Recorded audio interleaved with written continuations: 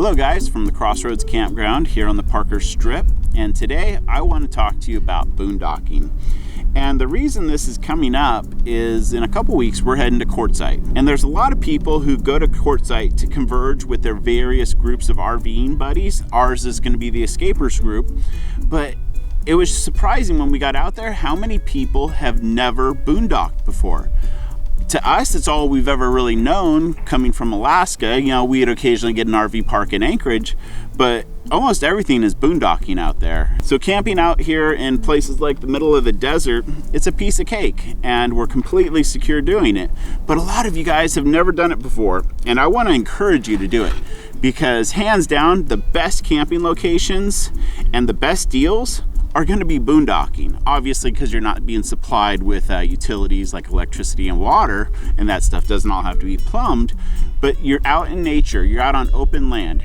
Granted, this place right here isn't the most exotic of boondocking locations. It's a $2.50 BLM campground on the Colorado River, and you can also find a lot of boondocking that's completely free of charge. Last week we were at Craggy Wash for 7 or so days, free of charge camping. It's awesome. So what exactly is boondocking? Boondocking is being off the grid and self-sufficient, meaning you need to supply your own water in your holding tank, and you need to be able to contain that wastewater in your black and gray tanks. And then you're also gonna need to get some electricity, because let's face it, I'm of the mindset in my motorhome that it has faucets and electrical outlets for a reason. It's because they're supposed to work.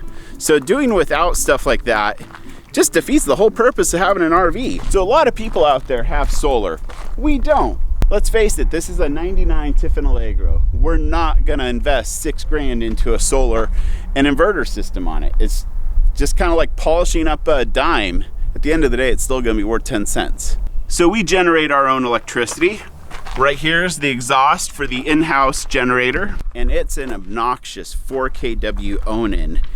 And it's so loud that it'll wake the dead, and it also drinks a lot of fuel. So we use it as a backup, and we carry a small 2 kW generator that we picked up at Costco for around 500 bucks. This little thing is a Generac IX2000, and like I said, it's half the price of a Honda, but it's also twice as loud. But being twice as loud really isn't all that much noise. And the great thing about this remote external generator is we're able to run the cord. Heck, we could even run it all the way over there if we wanted to, but we don't have to. We just set it up right here. But you can get the noise away from your coach, so you can be running the generator and still talk on the phone without sounding like you're working in a factory. So you're gonna have to learn to manage your resources. So for example, our coach has a 40-gallon freshwater tank. Now, without outside resources like being able to go to a pond or a creek to gather water to do dishes or flush toilets and that, we can make that 40-gallon tank last 7 days, and that allows us to take a shower and get cleaned up every other day as well. Now, we can go even further if we have access to water from a lake to flush toilets or wash dishes. You're also gonna have to learn to manage your electricity. Our coach, for example, has 2 12-volt deep cycle batteries, just your very standard deep cycles. They're adequate. We need to run the generator every day for a couple hours, but that's really it. And heck, if the heater's not running, it's kind of chilly out here right now, so the furnace has been running at night. But if the furnace isn't running, we could probably go 2 or 3 days easily without having to charge our batteries. But one key, if you don't have solar and a renewable energy source, you're gonna need to learn to embrace the 12-volt and also learn to embrace that propane oven. Generally speaking, we do not use our microwave. We'll either use the stove or just wrap stuff up in foil and heat it up in the oven. And embrace that 12-volt. That is so important. We have 12-volt TV DVD players. We have 12-volt outlets that I've added in various spots of the motorhome.